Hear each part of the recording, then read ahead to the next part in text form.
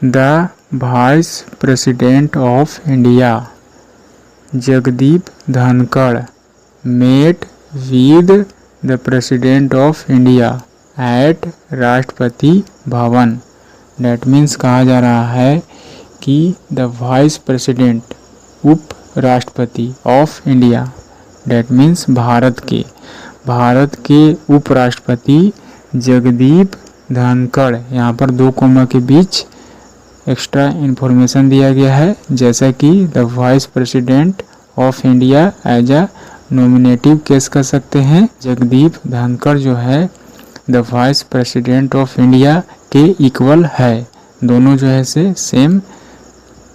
है से same person को डिनोट करता है।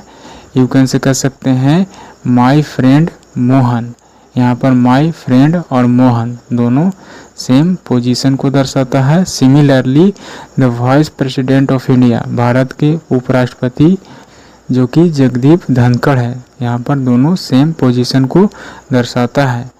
जैसा कि the vice president singular subject है, उसके अनुसार वर्ब का इस्तेमाल किया जाएगा मेट। यहाँ पर मीट का सेकंड फॉर्म मीट का मतलब मिलना, मुलाकात करना, भेंट करना कर सकते हैं। यानी कि इंडिया के वाइस प्रेसिडेंट, इंडिया के डेट मीन्स भारत के उपराष्ट्रपति जगदीप धनखड़ जो है मुलाकात किए, यानी कि भेंट किए, मिले। किससे? विद। यहाँ पर डायरेक्ट ऑब्जेक्ट का इस्तेमाल किया जाना चाहिए था, यहाँ पर प्रीपोजिशन का इस्तेमाल नहीं कर सकते हैं, जैसा कि आई मेट यू, ना कि आई मेट विद यू। यहाँ पर रॉन्ग जो है से एक्सप्रेशन लिखा गया है, जैसा कि ग्रामेटिकली विद का इस्तेमाल किया जाना रॉन्ग माना जाएगा। इस तरह से कर सकते हैं the vice president of India जो कि जगदीप धनखड़ है मेट यानी कि मिले। यहाँ पर पास्ट इंडेफिनिट टेंस का स्ट्रक्चर है, वर्ब का सेकंड फॉर्म, यानी कि उन्होंने मुलाकात की किससे?